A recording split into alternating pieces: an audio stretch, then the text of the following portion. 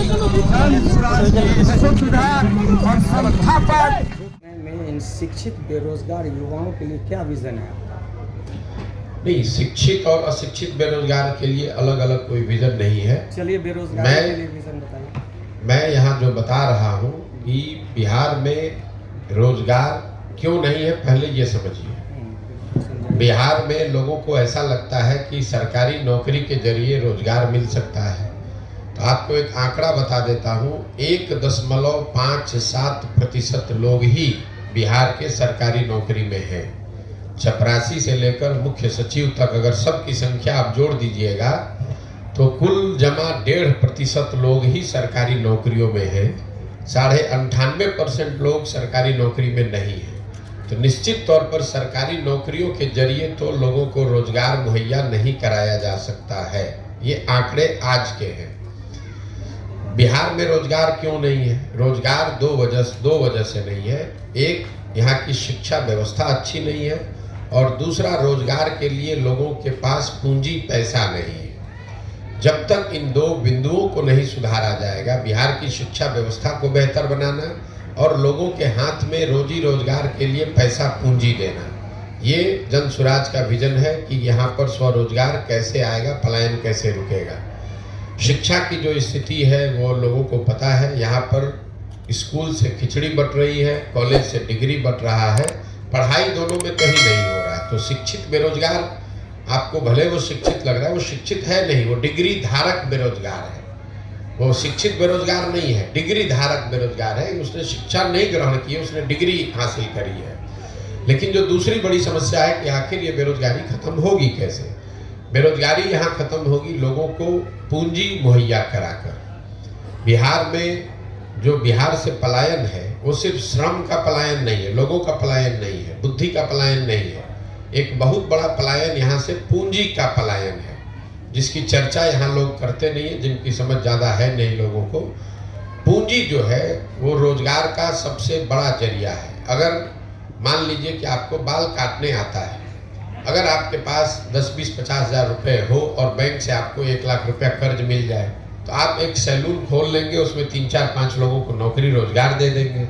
लेकिन अगर वो पैसा पूंजी आपके पास न हो तो बाल काटने आने के बावजूद जाकर किसी सैलून में आप नौकरी करेंगे, मजदूरी करेंगे। तो बिहार में पूंजी क्यों नहीं है? पूंजी के 2 स्रोत हैं, इसको पहले ध्यान से समझिए। पूंजी 2 तरीके से लोगों को मिलता है। एक, जो पैसा आप कमाते हैं, कमाने के बाद जो खर्च के बाद पैसा बचता है वही आपका मूलधन हुआ, पूंजी हुई। अगर आप 100 रुपया कमाए, 80 रुपया खर्च हुआ, 20 रुपया बचा, वही आपका पूंजी है। तो एक पूंजी का जरिया है बचत, दूसरा पूंजी का जरिया है बैंकों से मिलने वाला कर्ज। अगर आपके पास 20 रुपया बचा हुआ है, बैंक वाले आपको 50 रुपये कर्ज देंगे तो 70 रुपये का आप काम कर पाइएगा। तो बिहार में बचत इसलिए नहीं है कि यहाँ प्रति व्यक्ति आय है 35,000 रुपया। देश में प्रति व्यक्ति आय है 1,35,000 रुपया। तो 35,000 रुपया कमाने वाले समाज में इस महंगाई के ज़माने में बचत तो इतनी बड़ी हो नहीं सकती है कि आपके पास पूंजी आ जाए। दूसरा, जो बैंकों में पैसा जमा हो रहा है, बैंक यहाँ लोगों को पूंजी दे नहीं रहे, ऋण लोन दे नहीं रहे। इसका उदाहरण आप समझिए। देश में बैंकों के ऋण को नापने के लिए एक पैमाना है जिसको कहते हैं क्रेडिट डिपॉजिट रेशियो। मतलब बैंक में कितना पैसा लोगों ने जमा किया, उसके बदले में बैंकों ने कितना पैसा समाज को अलग अलग काम के लिए ऋण के तौर पर, लोन के तौर पर दिया। घर बनाने के लिए, यूट्यूब चलाने के लिए, दुकान खोलने के लिए, गाड़ी खरीदने के लिए।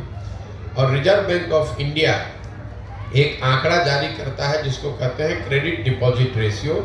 देश में ये आंकड़ा है 70% का। मतलब जितना देश भर के लोगों ने बैंकों में पैसा जमा किया, अगर 100 रुपया जमा किया तो बैंकों ने 70 रुपया कर्ज के तौर पर लोगों को वापस दिया। बिहार में सीडी रेशियो है 40%। 1990 में जब लालू जी मुख्यमंत्री बने तो बिहार में सीडी रेशियो था 40।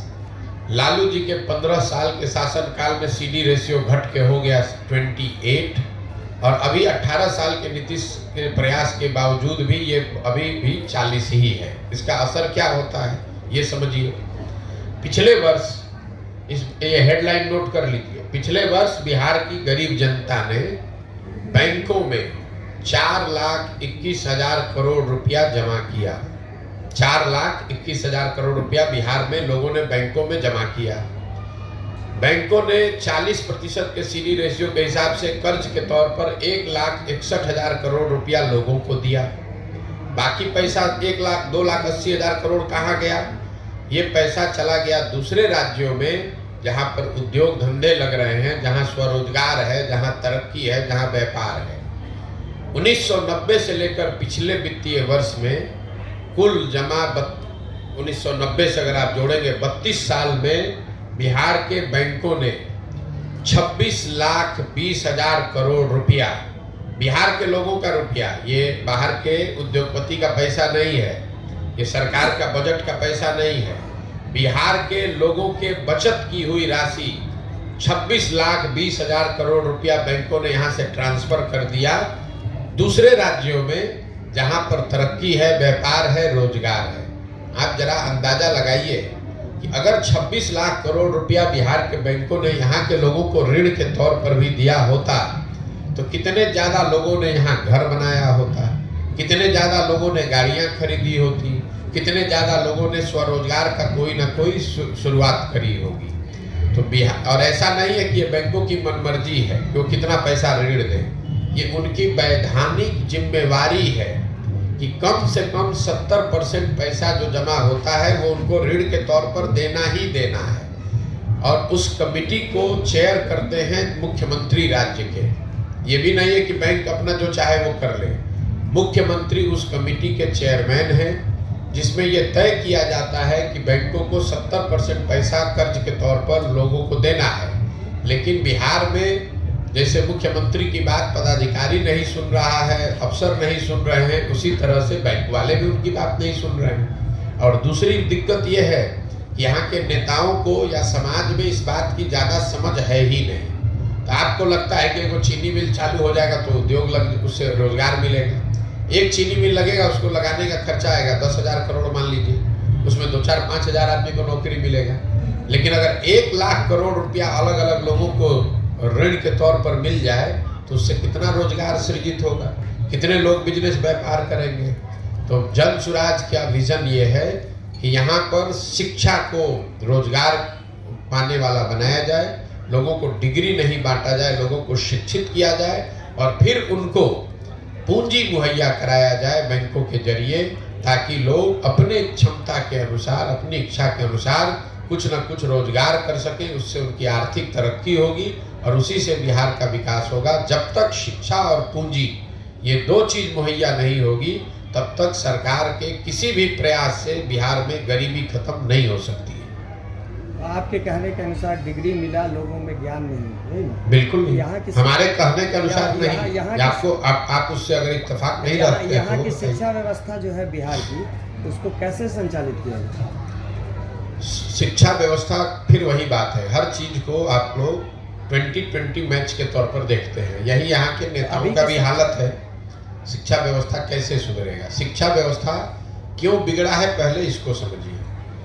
इसलिए नहीं शिक्षा व्यवस्था बिगड़ गई है, लोग कहते हैं कि स्कूल से खिचड़ी बट रहा है इसलिए शिक्षा व्यवस्था खराब है। अगर खिचड़ी बटने से शिक्षा व्यवस्था खराब होती तो कॉलेज में तो खिचड़ी नहीं बट रहा है, 8वीं क्लास से ऊपर के स्कूलों में तो खिचड़ी नहीं बट रही है, वहाँ शिक्षा व्यवस्था क्यों खराब है? कुछ लोग कहते हैं कि नियोजित शिक्षक गुणवत्ता उनकी खराब है इसलिए शिक्षा व्यवस्था खराब है। तो अगर नियोजित शिक्षकों से ही शिक्षा व्यवस्था खराब है तो Patna science college, CM science college, MS college Bettiah, Patna college में पढ़ाई क्यों नहीं हो रही है? वहाँ तो नियोजित शिक्षक नहीं पढ़ा रहा है। शिक्षा व्यवस्था इसलिए खराब है कि पिछले 30-40 वर्षों में बिहार में समाज और सरकार, मैं सरकार के समाज को भी जोड़ रहा हूँ, दोनों की प्राथमिकता में कहीं ना कहीं शिक्षा है ही नहीं। लोग भी यहाँ अपने आप को शिक्षित नहीं बनाना चाहते, डिग्री लेना चाहते हैं, खिचड़ी खाना चाहते हैं। आप भी अपने बच्चों को स्कूल में खिचड़ी खाने के लिए भेज रहे हैं, साइकिल लेने के लिए, पोशाक लेने के लिए भेज रहे हैं, उनको पढ़ाने के लिए नहीं भेज रहे हैं। और सरकार ने भी, नेताओं ने भी ये भांप लिया है कि लोगों को पढ़ाई नहीं चाहिए, खिचड़ी बांटो, पोशाक बांटो, इनसे वोट लेते रहो। तो कहीं न कहीं समाज और सरकार दोनों की प्राथमिकताओं में शिक्षा है ही नहीं। पूरा समाज अपने ये समझ ही नहीं पा रहा है कि अगर हम जब तक शिक्षित नहीं बनेंगे तब तक हमारा बच्चा, उसको जीवन भर मजबूरी में मजदूरी ही करना पड़ेगा। तो समाज के स्तर पर यह प्रयास होना चाहिए। जहाँ तक सवाल है सरकार इसको कैसे सुधारेगी, हम लोग का अपना मत है कि शिक्षा व्यवस्था सुधारने के लिए बिहार में हर जगह विद्यालय बनाने के बजाय हर प्रखंड में 5 विश्व स्तरीय विद्यालय बनाने की जरूरत है और सारे विद्यालयों को बंद कर दिया जाए, 5 अच्छे विद्यालय बनाए जाए और लोगों तक शिक्षण संस्थाओं को पहुंचाने के बजाय लोगों को अच्छे शिक्षण संस्थाओं में पहुंचाया जाए। इसका मतलब ये है कि अगर एक प्रखंड में 5 सही विद्यालय बना दिए जाएं और लोगों को स्कूल बस की सुविधा दे दी जाए तो लोग 15 मिनट, हम लोग का अपना आकलन है कि किसी भी परिवार के बच्चे को 15 से 20 मिनट से ज़्यादा समय नहीं लगेगा स्कूल बस के जरिए उस स्कूल में पहुंचने में, जहां पर सिर्फ खिचड़ी नहीं बटेगा, जहां पढ़ाई होगी। दुनिया भर में जहां पर भी शिक्षा की अच्छी व्यवस्था है वहां समाज के पास स्कूलों को नहीं ले गया, लोगों को अच्छे स्कूल में लाया गया। तो हम लोग की सोच ये है कि बिहार की जो शिक्षा का बजट है 40,000 करोड़ रुपया, इसका 1/3 मतलब 15,000 करोड़ रुपया इस बात पर खर्च किया जाए कि हर प्रखंड में प्रति वर्ष 1 विश्व स्तरीय विद्यालय बनाया जाए, ताकि 5 वर्ष में हर प्रखंड में 5 ऐसे विश्व स्तरीय विद्यालय बन जाएं और उनको फिर लोगों को ये सुविधा दी जाए ताकि लोग बसों के जरिए या गाड़ियों से अपने बच्चों को स्कूल तक ले आएं। अगर आप दिल्ली बॉम्बे में रहते हैं तो स्कूल आपके घर के बगल में नहीं है, सबके बच्चे स्कूल बस से जाते हैं उन संस्थाओं में जहां अच्छी पढ़ाई होती है।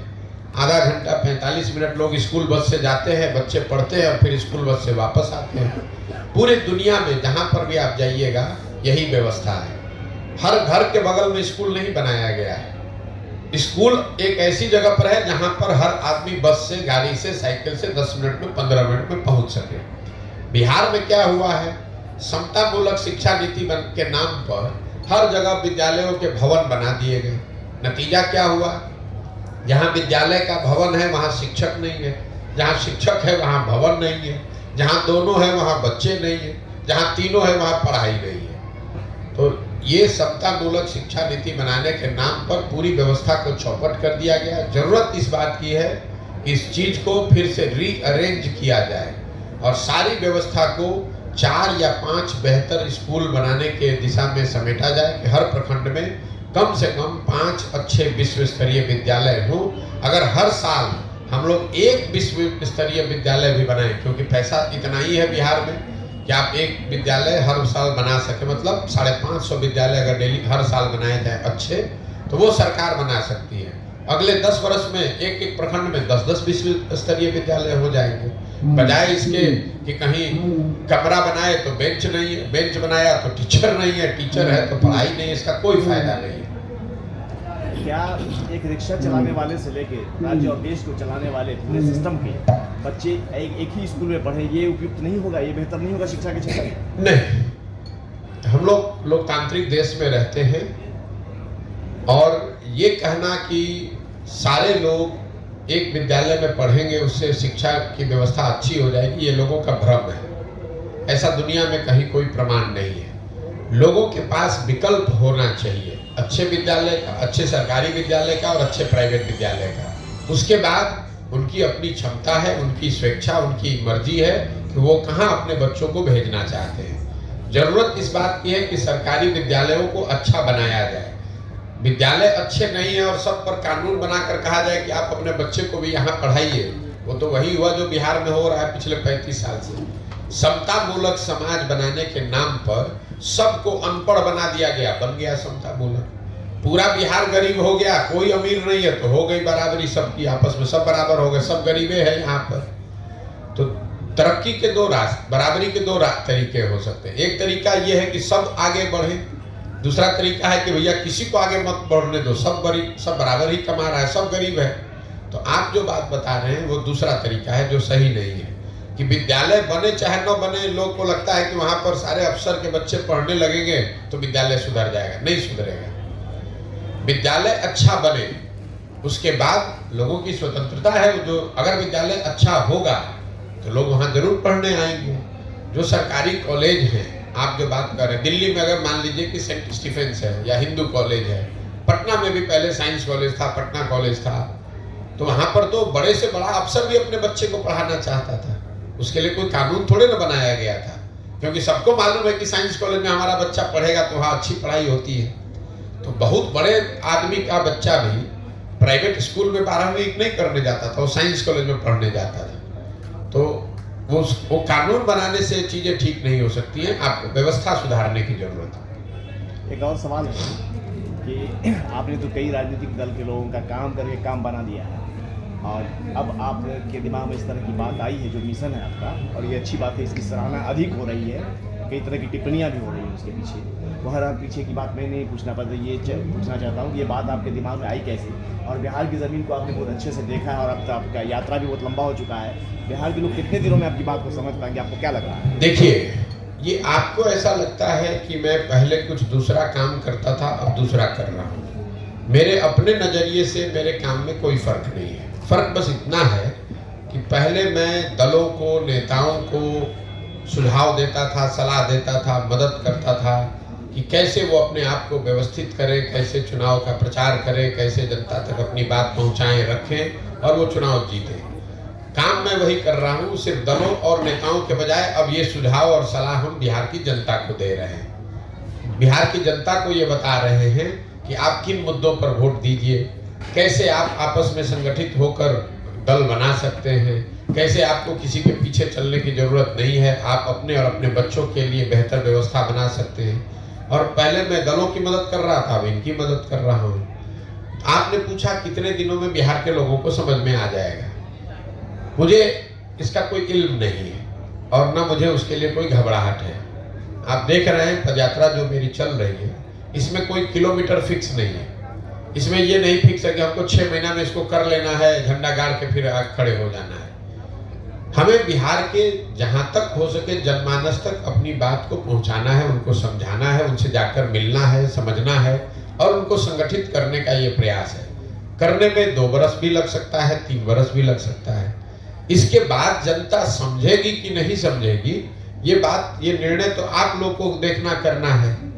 जब मैं चल रहा हूँ पैदल तो मैंने कोई दल नहीं बनाया है, मैं कोई वोट नहीं मांग रहा हूँ, मैं कोई लोगों की मदद नहीं कर रहा हूँ। लेकिन जो लोग हजारों की संख्या में सुबह से शाम तक मिलने आते हैं, हम रात में 12 बजे 1 बजे तक लोगों से मिल रहे हैं, सुबह से शुरू करते हैं। तो आखिर कुछ लोगों को तो जरूर कुछ समझ में आ रहा होगा, तभी लोग आ रहे हैं। हम तो जाति की बात नहीं कर रहे हैं, हम हिंदू मुसलमान की बात नहीं कर रहे हैं, हम नाली गली सड़क की बात नहीं कर रहे हैं। हम अपने भाषणों में, अपने संवाद में तो मैं लोगों को ये बता रहा हूँ कि भाई तुमसे गलती क्या हो रही है। इसके बावजूद लोग मानते हैं और कहते हैं कि नहीं भैया जो बात आप बता रहे हैं वो ठीक है, आप ये प्रयास कीजिए, आपसे हम लोग जुड़े हुए हैं। समय लग सकता है, इसमें कोई 2 मत नहीं है। आखिर जब 70-75 साल में कोई व्यवस्था बिगड़ी है तो 7 दिन में तो ठीक होगी नहीं। दूसरा जो ये तरीका है लोगों को जाकर बताने का, तो पूरा बिहार में हम जाकर पहले लोगों को बताएंगे, तभी तो ये समझ में आएगा कि लोगों को बात समझ में आई कि नहीं आई। जिन जगहों पर हम गए हैं वहां पर लोगों को समझ में आ रहा है, ऐसा मुझे लगता है। क्योंकि पदयात्रा जब मैंने शुरू किया था तो मेरा लक्ष्य था कि हर प्रखंड से 20 लोगों को कम से कम हम ढूंढ कर समझा कर निकालेंगे, और वो 20-20 लोग भी अगर हर प्रखंड से आ जाएं तो पूरे बिहार से करीब 12-15 हजार लोग हो जाएंगे। वो लोग मिलकर ये दल, ये नया विकल्प, नया व्यवस्था बनाएंगे। अभी जहां तक पदयात्रा हुई है उसमें हर प्रखंड में 2000 से 2500 लोग इस परिकल्पना से, इस सोच से जुड़ रहे हैं। प्रखंड की आबादी 2.5 लाख है, 2500 उसके हिसाब से बहुत बड़ा नंबर नहीं है, लेकिन 2500 एक प्रखंड से कोई नया दल बनाने के लिए आ रहा है, ये संख्या अपने आप में अद्भुत है। किसी भी दल के पास एक प्रखंड में 2-2500 कार्यकर्ता नहीं हो सकता, उसके वोटर चाहे जितने भी हों। तो उस नजरिए से जरूर लोगों को कुछ बात समझ में आ रही है, लेकिन इसका असर कितना होगा ये तो जब पूरी यात्रा खत्म होगी, जब दल बनेगा, जब वो दल के तौर पर हम समाज में जाएंगे, तब पता चलेगा कि लोग इससे कितना जुड़े और नहीं जुड़े। कांग्रेस के राहुल गांधी का जो भारत जोड़ो यात्रा था उससे कितना अलग है आपकी भाई राहुल गांधी बहुत बड़े आदमी हैं। वो कांग्रेस पार्टी के लिए पदयात्रा कर रहे थे, अपने लिए पदयात्रा कर रहे थे, और 6 महीने, ठीक बात है, 6 महीने में उन्होंने पूरे भारत की यात्रा करी। हम बहुत छोटे आदमी हैं, हमारे पास दल भी नहीं है, और हम 15 महीना से पैदल चल रहे हैं, और हम कुल जमा 12 जिले में 40-45% बिहार ही घूम पाए। तो निश्चित तौर पर फर्क है। राहुल गांधी जी रोड पर चलते हैं, हम लोग गाँव में चलते हैं। राहुल गांधी जी ने एक तय सीमा में उन्होंने उस यात्रा को पूरी की। हमारे पास कोई समय सीमा ही नहीं, हम बेरोजगार बैठे हुए हैं, तो 4-5 वर्ष भी घूमेंगे, हमें कोई दिक्कत नहीं है। उनके पास बहुत सारे काम हैं, पूरा देश उनको देखना है, तो 6 महीना ही समय निकाले तो उनके लिए बहुत है।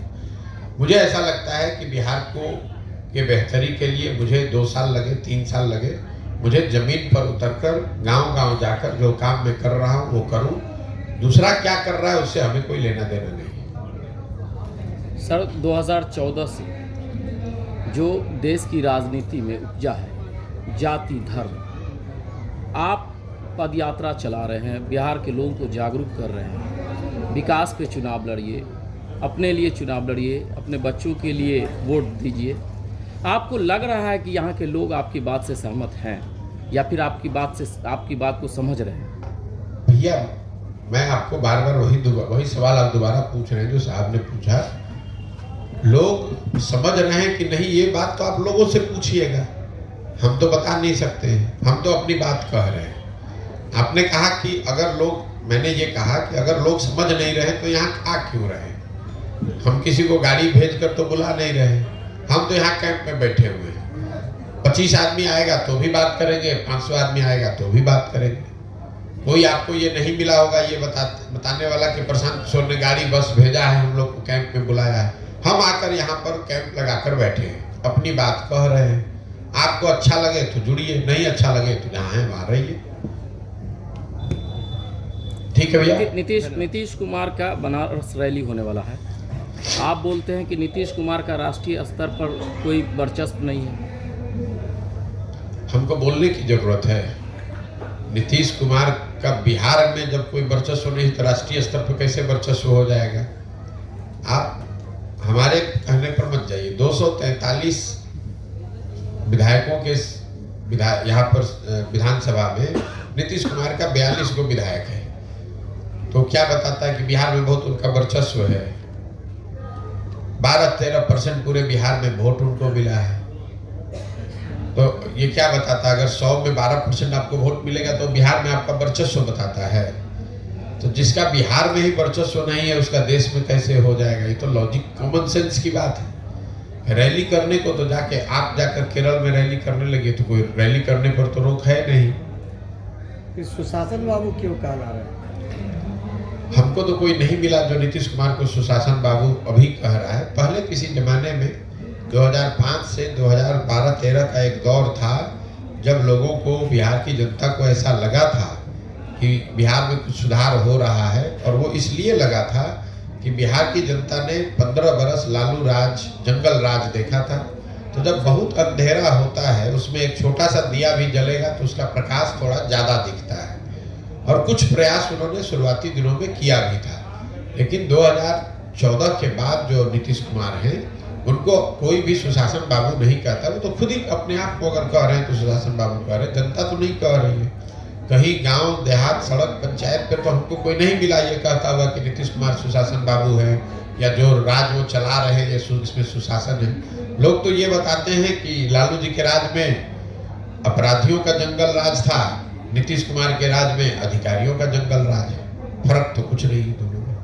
अच्छा, बहुत लंबे समय से नीतीश कुमार और तेजस्वी यादव एक मंच पे दोनों साझा नहीं किए, क्या लग रहा है आपको? नीतीश कुमार फिर? भाई इतना हम दिमाग लगाते नहीं है नीतीश कुमार कहाँ रहेंगे, तो किसके साथ मंच साझा कर रहे हैं। नीतीश कुमार को खुद नहीं पता है कि वो कहाँ रहेंगे। हमको इतना पता है कि नीतीश कुमार के राजनीति का ये अंतिम दौर चल रहा है। आने वाले कुछ महीनों में, खास करके लोकसभा चुनाव में चुनाव के साथ नीतीश कुमार के दल, जनता दल यूनाइटेड का विघटन शुरू हो जाएगा, और उसके बाद कुछ महीनों में उनका पूरी तरीके से यहाँ खात्मा हो जाएगा राजनीतिक तौर पर। वो न दल बचेगा, न दल के लोग बचेंगे, न दल के नेता बचेंगे। लोकसभा चुनाव तक जितना हाथ पांव मारना है मार लीजिए, 1-2 सीट जहां लड़ना है लड़ लीजिए, 1-2 कहीं कोई सफलता मिल जाए तो मैं नहीं कह सकता हूं, लेकिन हमने ये कहा है कि लोकसभा चुनाव में नीतीश कुमार के जनता दल यूनाइटेड को 5 सीट भी नहीं आएगा। अगर आएगा तो हम बिहार की जनता के सामने खड़ा होकर अपनी गलती मानने को तैयार हैं। तो आपके हिसाब 5 सीट भी नहीं आएगा, उनको नहीं आएगा, उसके बाद उनके दल का विघटन होना अवश्य भावी है। सर, बिहार की राजनीति को आपने नज़दीक से देखा है, कितना भी विकास की बात कर लीजिए, लेकिन जब वोट का वक्त आता है तो वही जाति देखी जाती है। आपका क्या इरादा, मतलब आप चुनाव के टाइम में बताएंगे कि मैं ये करूँगा? आपके जितना तो राजनीति की हमको समझ नहीं है, लेकिन अगर आप ही के बात को हम सही मान लें तो आप हमको समझा दीजिए कि मोदी जी को बिहार में तो वोट पड़ा है कि नहीं पड़ा है? पड़ा है। मोदी जी के जाति के कितने लोग बिहार में रहते हैं ये बता दीजिए। अगर जाति पर ही, आपने कहा कि हर आदमी जाति पर ही वोट देता है, तब तो मोदी जी को बिहार में एक भी वोट नहीं मिलना चाहिए था। इसी बिहार में 20% मुसलमान रहते हैं। ये सारे लोग जनता दल ये आरजेडी को वोट देते हैं, तो लालू जी की जाति और मुसलमानों की जाति तो एक नहीं है, तो क्यों देते हैं ये लोग वोट आरजेडी को? इतना जो आप लोग सिंप्लीफाई कर देते हैं कि सब जाते पर दे रहा है। अगर ऐसा होता तो ना मोदी को वोट मिलता हिंदुओं का, ना आरजेडी को वोट मिलता मुसलमानों का। वोट मूलतः यहाँ 4 बिंदुओं पर पड़ता है। पहला, उसमें एक जाति भी बड़ा मुद्दा है, लेकिन जाति एकमात्र मुद्दा नहीं है। समाज में एक बहुत बड़ा वर्ग है जो हिंदू मुसलमान के नाम पर वोट देता है। तीसरा, एक बहुत बड़ा वर्ग है जो भाजपा का वोटर नहीं है, लेकिन उसको लालू जी से विरोध है, लालू जी से डरता है, इसलिए जाके डर के मारे भाजपा को देता है।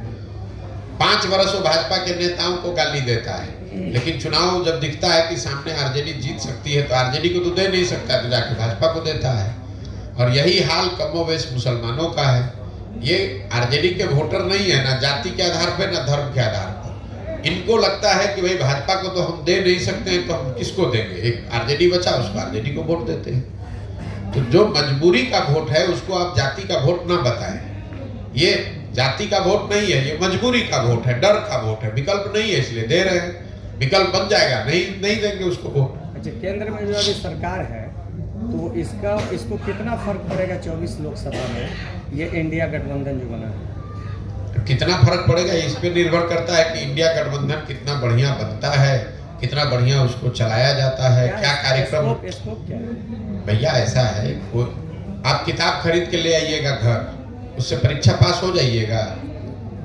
सबसे बढ़िया जो मार्केट में किताब है वो खरीद के ले आइए, बिना पढ़े हुए आप पास हो जाइएगा। तो इंडिया अलायंस वैसे ही है कि आपने किताब मार्केट से जमा कर लिया, अब उसको पढ़ना भी तो पड़ेगा भाई। कोई उसका कार्यक्रम हो, नैरेटिव हो, नीचे जनता उससे जुड़े समझे, तब तो फायदा होगा। किताब खरीद के ला के घर रख लीजिएगा और कहिएगा परीक्षा में कितना नंबर आएगा। पढ़िएगा, बढ़िया पढ़िएगा तो बढ़िया नंबर आएगा, नहीं पढ़िएगा तो फेल हो जाइएगा। वही हाल इंडिया अलायंस का भी होगा। बहुत बहुत धन्यवाद भैया। आखिरी सवाल कर लिया जाए। मैं बोले सर, भाजपा का जो राजनीति का तरीका आप जानते हैं, हिंदू मुस्लिम वाला है, और भाजपा के पीछे पूरी आरएसएस की पूरी लॉबी तो 100 साल की तैयारी होगी, और लगातार आरएसएस के जो भी कार्यकर्ता हैं या फिर उनको मानने वाले बढ़ते जा रहे हैं, यानी भाजपा के वोटर्स बढ़ते जा रहे हैं। और जब भाजपा के वोटर बढ़ेंगे तो इधर सेकुलर वोटर तब कम होते जाएंगे। सर, उन्हें रोकने के लिए क्या तरीका? ऐसा है कि अगर भाजपा के वोटर बढ़ ही रहे हैं जैसा आप बता रहे हैं, तो भाजपा फिर 15 राज्यों में चुनाव कैसे हारी है? तो जीत भी रही है सर भैया। जीत वहां रही है जहां उनका मुकाबला ज्यादातर जगहों पर कांग्रेस से है। तो अपनी ताकत से जीतने के बजाय वो कांग्रेस की कमजोरी से ज्यादा जीत रहे हैं। भाई, पूरा जो आपने कहा भाजपा का वोट बढ़ रहा है, ठीक बात है, वोट तो बढ़ रहा है, लेकिन पिछला जो 2019 में चुनाव हुआ उसमें भाजपा को 38% वोट पूरे देश में मिला। तो अगर 100 लोग जो वोट देने गए उसमें 62 आदमी तो भाजपा के साथ नहीं था, 38 आदमी भाजपा के साथ था। अब जो 62 आदमी भाजपा के साथ नहीं था उसको एकजुट करने वाला कोई ताकत, कोई फोर्स, कोई राजनीतिक पार्टी, नेता नहीं है, इसलिए भाजपा आपको मजबूत दिख रही है। जब वो ताकत कोई बना लेगा तो भाजपा को कोई ऐसा तो है नहीं कि 50 से ज्यादा % वोट आ रहा है। भाजपा के पास जो ताकत है सर हिंदू मुस्लिम वाला, वो किसी और के पास नहीं। अरे भैया, हिंदू मुस्लिम का ताकत उनको कोई नया नहीं ना आया है, ये तो 50 वर्ष से उनके पास है। भाजपा चुनाव से पहले नहीं हार रही थी, ये तो पिछले 2 बार से ना चुनाव जीत रहे हैं। जी आपका कोई सवाल? उसी तरह का सवाल पूछ लिया इन्होंने। बात जो हो रही है वो आपके असल में हमको लग रहा है कि वोटर्स को आप अवेयरनेस ला रहे हैं। मेन चीज़ ये है, पार्टी बाद में आपकी आएगी। आप शिक्षा पे बड़ा जम करके बोल रहे हैं, आप बेरोजगारी पे बोल रहे हैं, कुछ स्थानीय मुद्दे पर भी फोकस हो रहा है, सद्भावना पे नहीं कर रहे हैं। बात वहीं आ गई, उन्होंने दूसरे तरह से पूछ लिया है, सद्भावना को भी एक विषय बनाया जाना चाहिए। क्या ख्याल? नहीं, हम जो बात बोल रहे हैं कि जब आप अपने और अपने बच्चों के हित की बात करेंगे तो सद्भावना उसमें शामिल है। आप जब किसी को रोकने की बात करते हैं तो आप भी सद्भावना की बात नहीं कर रहे हैं। लालू जी सद्भावना की बात नहीं कर रहे हैं, लालू जी भाजपा के डर की बात कर रहे हैं। हम कह रहे हैं कि ना हिंदू से डरो ना मुसलमान से डरो, अपने बच्चों के भविष्य के लिए डरो। सद्भावना उसमें शामिल है। सद्भावना के नाम पर ही तो आपको डरा कर भाजपा से वोट लिया जा रहा है। लालू जी ये कह रहे हैं कि भाई भाजपा से डरो, अपने बच्चे, अपना बच्चा अगर अनपढ़ भी है तो उसकी चिंता मत करो, हमको वोट देते रहो। भाजपा वाले भी यही कह रहे हैं कि भाई तुम मुसलमानों से डरो, तुमको तुम्हारा बच्चा बेरोजगार बैठा है उसका चिंता मत करो, तुम हमको वोट देते रहो क्योंकि मुसलमान से तुमको लड़ाई लड़नी है। तो ये सद्भावना कहाँ हुई? ये सद्भावना नहीं है, ये दूसरे का डर दिखाकर अपना पेट भरने वाली बात है। हम कह रहे हैं कि भैया तुम ना मुसलमानों की चिंता हिंदू करें, हिंदुओं की चिंता मुसलमान करें। आप अपने बच्चे की चिंता कीजिए। अगर आपका बच्चा पढ़ेगा, आप जिस सद्भावना की बात कर रहे हैं, जब दंगा होता है, कोई ऐसी घटना होती है तो उसमें भी सबसे पहले गरीब मरता है। कोई पढ़ा लिखा होशियार धनी आदमी नहीं मरता है, चाहे वो हिंदू हो या गरीब हो, उस पर भी मरता वही है जो रोड पर गरीब अनपढ़ बैठा हो। जाते जाते अगर आप अपने बच्चों को पढ़ाएंगे, उनको रोजगार होगा, उनकी आर्थिक तरक्की होगी, तो उनके जरिए सद्भावना भी आएगी। नहीं तो सद्भावना के नाम पर लालू जी आपको 30 वर्ष से मुसलमानों को कह रहे हैं कि भाजपा को हमको हराना है। भाजपा तो हारी नहीं, भाजपा तो 2 MP से बढ़ के 300 MP हो गई। 30 वर्ष में मुसलमान उनका बंधुआ मजदूर जरूर बन गया। 2 पीढ़ियां आपकी बर्बाद हो गई। आपने उनके पढ़ाई की चिंता नहीं की, आपने अपने गांव में सड़क बिजली पानी की चिंता नहीं की। आप भाजपा को हराने के नाम पर, सद्भावना के नाम पर उनको वोट देते गए। उनके बच्चे बड़े हो गए, लालू जी बड़े हो गए, वो राजा बन गए, और आपके बच्चे धारावी में जाकर मजदूरी कर रहे हैं, गुलामी कर रहे हैं। तो अगर ऐसी सद्भावना की राजनीति आप चाहते हैं तो नहीं, मेरा उससे सरोकार नहीं है। मैं वैसी सद्भावना की राजनीति नहीं करना चाहता हूँ। मैं शिक्षा और रोजगार की राजनीति करना चाहता हूँ। मैं बिहार में तरक्की की बात करना चाहता हूँ। हिंदू मुसलमान अगड़ा पिछड़ा की बात नहीं कर रहा हूँ। ये बहुत लोग आरक्षण की बात करते हैं। मैंने अभी आपको आंकड़ा दिया, 1.5% लोग ही सरकारी नौकरी में हैं। तो चाहे आप आरक्षण 40 कर दीजिए कि 100 में 100 कर दीजिए, फिर भी 98.5% आदमी को तो कुछ उसका लाभ नहीं मिलना है। तो ये तो लोगों को बेवकूफ बनाने की बात है। भाई अगर 1.5% आदमी को ही सरकारी नौकरी है तो उसी में तो आरक्षण आप दिया है आपने। जो समाज का बड़ा वर्ग है उसके पास तो कुछ मिला ही नहीं, इसीलिए तो जो गरीब और पिछड़े। नहीं तो अगर आरक्षण से ये सब सुधरना होता तो सारे पिछड़े समाज के लोग अभी अच्छे हो गए होते पिछले 30 वर्ष में। क्यों नहीं है?